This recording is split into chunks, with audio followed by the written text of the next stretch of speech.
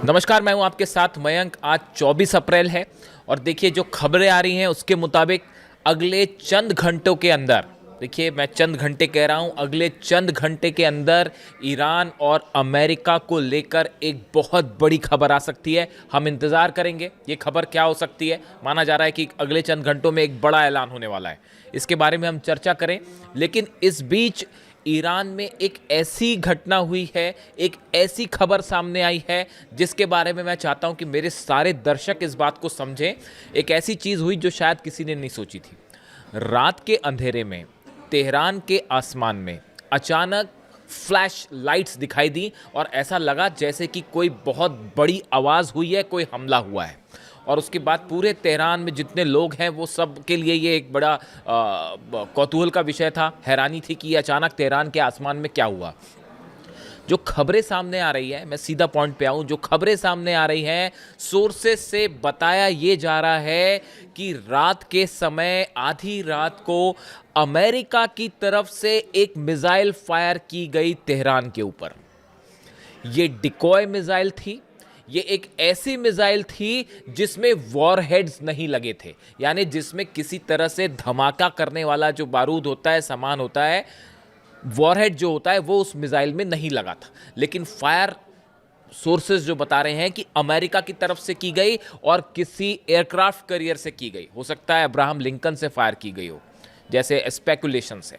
ये मिसाइल जैसे ही ईरान के एयर स्पेस में एंटर करती है, ईरान में अलर्ट हो जाता है और तेहरान के आसमान में ईरान के एयर डिफेंस सिस्टम ने इस मिसाइल को मार गिराया।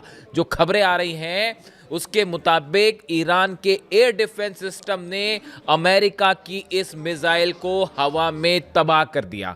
ये चंद घंटे पहले की खबर है, मैं किसी पुरानी खबर की बात नहीं कर रहा हूं।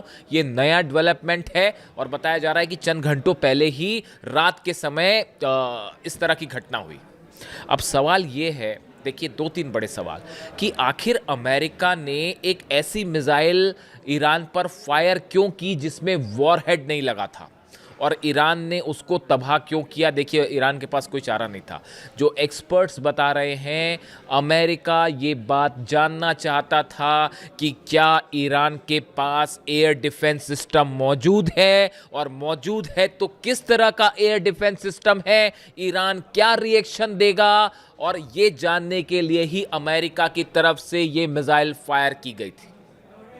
ईरान के पास कोई ऑप्शन नहीं था, ईरान को उसे डिस्ट्रॉय करना ही था और आखिरकार ईरान ने अपना एयर डिफेंस सिस्टम एक्टिवेट किया और अमेरिका की इस मिसाइल को मार गिराया। जो खबरें हैं सामने, अब देखिए जो सोर्सेज बता रहे हैं, मैंने आपको पहले भी कहा कि जब भी कोई भी देश किसी भी एयर डिफेंस सिस्टम को एक्टिवेट करता है तो उससे अंदाज लग जाता है कि उसके पास कौन सी किस्म की मिसाइल है। यही जानने के लिए अमेरिका ने ये डिकॉय मिसाइल बिना वॉरहेड के फायर की थी। अब जो खबरें आ रही हैं उसके मुताबिक ईरान ने जिस मिसाइल को, जिस सिस्टम का इस्तेमाल किया, वो रशिया का एयर डिफेंस सिस्टम में इस्तेमाल होने वाली मिसाइल है।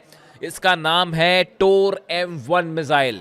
ये टोर M1 एक सिस्टम है, एयर डिफेंस सिस्टम है जो मिसाइल्स को मार गिराता है, एयरक्राफ्ट्स को मार गिराता है। इसको तेहरान से एक्टिवेट किया गया और अमेरिका की इस मिसाइल को मार गिराया गया। देखिए अगर अमेरिका की कोई मिसाइल इस हालात में ईरान के अंदर आती है तो साधारण सी बात है कि ईरान को उसमें एक्शन लेना ही था और उसको गिराना था, कोई ऑप्शन नहीं था, इसलिए ईरान ने उसे मार गिराया। लेकिन जो खबरें सामने आ गई, द टोर, अब ये टोर मिसाइल, टोर M1 मिसाइल है, इसके बारे में थोड़ी सी जानकारी। The Tor is an all weather low to medium altitude short range surface to air missile system designed for destroying airplanes, helicopters and cruise missiles. Cruise missiles को, हेलीकॉप्टर को और एयरप्लेन्स को गिराने में टोर M1 मिसाइल का इस्तेमाल होता है, जो कि रूस करता है, रूस का बना हुआ सिस्टम है। और ये तेहरान में फायर किया गया, एक्टिवेट, और अमेरिका की मिसाइल गिर गई। अमेरिका जो पता लगाना चाहता था शायद वो पता चल गया। जब आपको और हमको एक खबर मिल रही है, हम तक पहुंच रही है खबर, तो ऑब्वियसली अमेरिका के पास भी है और समझ गए वो इस बात को कि एयर डिफेंस सिस्टम पहुंच चुका है। अब आप समझिए इन चीज़ों को। 5 से 6 कार्गो प्लेन, 4 की तो खबर न्यूज़ में थी, लेकिन मेरी इंफॉर्मेशन के मुताबिक 6 कार्गो जेट्स चाइना से उड़ के लैंड हो चुके हैं तेहरान में। इसी बीच खबरें हैं रशियन जेट्स की भी कि कई रशियन कार्गो प्लेन्स भी तेहरान में लैंड हो चुके। ये सीज फायर की बात बता रहा हूं मैं, ये जो सीज फायर हुआ, ये जो जंग हुई अभी 40 दिन चली, उसके बाद जो सीज फायर हुआ, ये इसके बीच की बात है। और सबसे बड़ा जो दावा किया गया एक्सपर्ट्स की तरफ से, जो एनालिसिस किया गया कि चीन की तरफ से और रूस दोनों की तरफ से डिफेंस मिसाइल्स प्रोवाइड की गई, क्योंकि इस बार भी ईरान को सबसे ज़्यादा नुकसान मजबूत डिफेंस सिस्टम के कम होने की वजह से ही हुआ।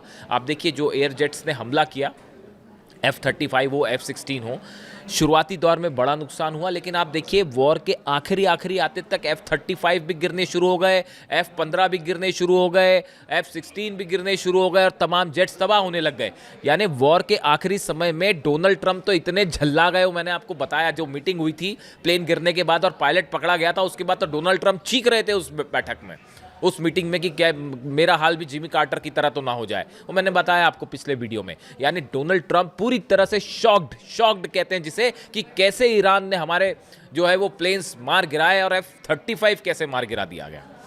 तो अब देखिए ये जो मिसाइल है ये बहुत ही एक्शन पैक घटनाक्रम था जो कि रात के समय हुआ, जैसे कि फिल्मों में देखने को मिलता है कि मिसाइल ने एंटर किया, पूरे ईरान में एयर अलर्ट हुआ कि एक सस्पिशियस एंट्री हुई है ईरान के अंदर, उसके बाद तेहरान के आसमान पे उसे मार गिराया गया। अब देखिए इससे दो चीज़ें हैं।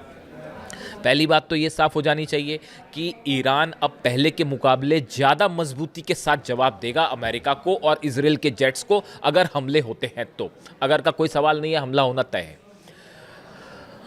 मजबूत है एयर डिफेंस सिस्टम, जो कमजोरियां थी उसको दूर करने की कोशिश की गई है। रूस और चाइना ने इसमें मदद की है, बात नंबर 1। बात नंबर 2, अमेरिका की स्ट्रेटेजी अब इस हिसाब से चलेगी कि अगर फिर से F-35 गए तो बचना मुश्किल है, फिर से गिरेंगे। F-35 जाएंगे, F-16 जाएंगे, तो अब अमेरिका की रणनीति शायद ये हो सकती है कि जो है वो एयरप्लेन से हमले ना किए जाएं, एयरक्राफ्ट से हमले ना किए जाएं। आप फिर से एक बार देखिए कि टॉम हॉक मिसाइल्स के ज़रिए जो है वो हमले हों आसपास के इलाके से, ओमान की खाड़ी से, हिंद महासागर से या रेड सी के आसपास से, जहां तीनों एयरक्राफ्ट कैरियर खड़े हुए। तो ये अमेरिका, देखिए इसको समझना, इस घटना को समझना इसलिए ज़रूरी था, ये तय करेगी कि आगे की अमेरिका की रणनीति क्या होगी। आप देखिए अमेरिका के 19 जहाज हैं, 16 जहाज थे, अब 19 हो गए। मैं गिनती रखता हूं पूरी। देखिए आपको जब आप किसी वॉर कवरेज को करते हैं तो आपको हर छोटी से छोटी इंफॉर्मेशन की पे नज़र रखनी पड़ती है। वो ये बताता है कि अमेरिका के कौन से जहाज़ कहाँ मौजूद है, किस लोकेशन पे मौजूद है। वो ये बताता है कि ये हमला करेंगे नहीं करेंगे, और करेंगे भी तो कब तक, ये उनकी पोजीशन बताता है। आप देख लीजिए जो एयरक्राफ्ट कैरियर हैं जो इस समय हिंद महासागर में डिप्लॉय हैं, ओमान की खाड़ी में नहीं, हिंद महासागर में। कौन कौन से हैं? USS ब्रेनबिज है, USS थॉमर हडनर है, डेलबर्ट डी ब्लैक है, फ्रैंक ई पीटरसन है, USS मिटशर है और माइकल मर्फी है। ये सबके सब इंडियन ओशन में है, ईरान के जो करीब का जितना हो सकता है उस पोर्शन में ये तैनात है। ये सबके सब वो जहाज हैं जिन पे टॉम हॉक मिसाइल्स हैं, और ये इस एरिया में है जो एक डिस्टेंस भी मेंटेन कर रहे हैं ईरान से, कि भाई कहीं ऐसा ना हो कि वहाँ से मिसाइल्स आ जाएं, क्योंकि वो फतह चलेगी और खुर्रम शहर चलेगी तो वो पता नहीं कहाँ कहाँ गिरे, और एंटी शिप मिसाइल्स जो हैं वो कहाँ कहाँ गिरे। 1000 मिसाइल्स प्रोवाइड करने की बात हो रही है। ऐसा जो है डिफेंस सर्कल में चर्चा है कि करीब 1000 के आसपास मिसाइल्स जो हैं वो लैंड की हैं तेहरान में कार्गोस के जरिए, इस तरह की खबर है जिसकी चर्चाएं हैं। वरना अब तक हमला हो जाता साहब। ये जितने बड़ी ये जो जहाज खड़े हुए हैं, ये जो मैंने आपको 6 जहाज़ों के नाम बताए, इसके अलावा अब्राहम लिंकन अलग खड़ा हुआ है, जॉर्ज डब्ल्यू बुश अलग खड़ा हुआ है, और वो कौन सा है जिसमें आग लग गई थी, हाँ जेरल्ड आर फोर्ड, वो जो आग लगी थी लॉन्ड्री में और भाग गया था वापस, फिर आ गया है वो। तो वो जो है ये सब जहाज़ वहाँ पे खड़े हुए हैं।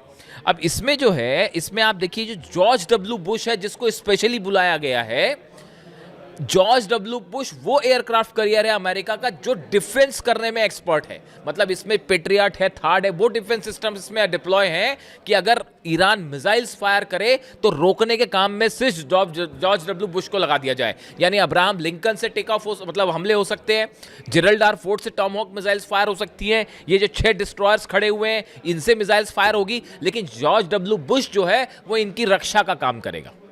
इसलिए जॉर्ज डब्ल्यू बुश को करीब लाया गया है, उसको पोजीशन किया जा रहा है हमले के पहले। डोनाल्ड ट्रंप की कल आपने पीसी सुनी, उन्होंने आदेश दे दिया है कि भाई जो छोटी बोट्स हैं, मैंने आपको पहले ही कहा था, देखिए आप मेरे वीडियोस उठा के देख लो, मैंने आपको कहा था कि हॉर्मूज में शेर की मांद में घुस के जो है फिर जो करना है वो शेर ने करना है। वो डोनाल्ड ट्रंप क्या करेंगे और अमेरिकी की सेना क्या करेगी बताइए। आप हॉर्मूज के आसपास आके खड़े हो गए ब्लॉक करके, अब जो करना है वो ईरान ने करना है। वो छोटी बोट्स ने ऐसा ठोका है ना पिछले 24 घंटे में कि पूरी अमेरिका की नेवी हैरान। पर वो यूएस की नेवी के जो सेक्रेटरी हैं उनको क्यों हटाया गया? अगर यूएस की नेवी अच्छा कर रही थी तो यूएस नेवी के सेक्रेटरी को क्यों हटाया गया? इस बात का सबूत है कि पिछले 48 घंटे के अंदर ईरान ने जबरदस्त दौड़ डाला है अमेरिका नेवी को। 30 जहाज ईरान ने निकाल लिए, ब्लॉकेड खड़े थे खड़े रह गए। उसके अलावा जो जहाजों पर चढ़े हैं और ये जो छोटी बोट्स हैं इन्होंने घेर के बकायदा उन जहाजों को निकाला है। जिन जहाजों को ईरान निकालना चाहता था ऑयल शिप्स को, उसको बकायदा इन बोट्स ने घेर लिया और उसके बीच में से जहाज निकाले कि देखे कौन हिम्मत करता है। डोनाल्ड ट्रंप को इस्तेमाल करना पड़ा इसका कि भाई ईरान के पास वो छोटी बोट्स हैं, हम उसको तबाह कर देंगे। यानी अमेरिका का राष्ट्रपति ईरान की जो छोटी वाली बोट्स हैं, जो ईरान खुद ही छोटी बोट्स कह रहा है, मोटर बोट कह रहा है, उस पर चर्चा कर रहे हैं व्हाइट हाउस में बैठ के। कौन सबसे शक्तिशाली राष्ट्रपति होना का दावा करने वाले राष्ट्रपति, जिनके पास इतने बड़े बड़े एयरक्राफ्ट कैरियर। इसी से आप अंदाज लगा लो कि अगर अमेरिका के राष्ट्रपति को व्हाइट हाउस में बैठ के ईरान की छोटी बोट्स की चर्चा करनी पड़ जाए तो समझ लो क्या हाल कर रखा है आप। इससे शेमफुल सिचुएशन अमेरिकन फोर्सेस के लिए नहीं हो सकती और डोनाल्ड ट्रंप के लिए नहीं हो सकती। माइंस बिछी हैं, उसका पता ही नहीं है माइंस कहाँ है। वो फिर खबर आने लग गई कि वो जापान से जहाज आ रहे हैं, वो स्वीपर आ रहे हैं, वो उस माइंस को हटाएंगे। वो माइंस कभी नहीं हटेंगी।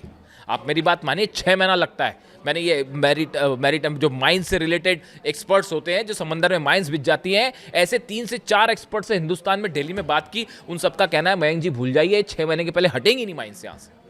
और उसके बाद भी जहाज निकलना डेंजरस है क्योंकि माइंस बिछी रह गई और जहाज उड़ जाएगा उस पर। तो वो पूरी निकली नहीं निकली बहुत मुश्किल काम है। और वहाँ तो कदम रखना मुश्किल है। वो ईरान की सेना खड़ी हुई है गन्स लेके और बोट्स जो है खड़ी हुई हैं, वो उड़ाने के लिए तैयार हैं। और ईरान के, और देखिए जो नई खबरें आ रही हैं कि एक बार फिर से जो है वो चाइना पे के जरिए कोशिश हो रही है कि किसी तरह से ईरान को टेबल टॉक्स पर लाया जाए, कि किसी तरह से बातचीत शुरू की जाए। लेकिन चाइना और रशिया ने तो साफ मना कर दिया, हम नहीं आ रहे, हम कोई टॉक वॉक नहीं कर रहे। आपने अमेरिका ने रायता फैलाया, अब अमेरिका साफ करे, डोनाल्ड ट्रंप जाने क्या करना है। और चाइना जो है, चाइना ने पिछली बार थोड़ा सा इनिशिएट किया था, लेकिन इस बार जो खबरें चाइना से है, चाइना भी इस मामले में पछड़े में बीच में नहीं पड़ना चाहता। ये जो मध्यस्थता वाली काम है वो चाइना भी करने को राजी नहीं है। उसकी बड़ी वजह है ईरान की जनता का गुस्सा। देखिए ईरान में जो प्रोटेस्ट की तस्वीरें आ रही हैं आप देख ही रहे होंगे।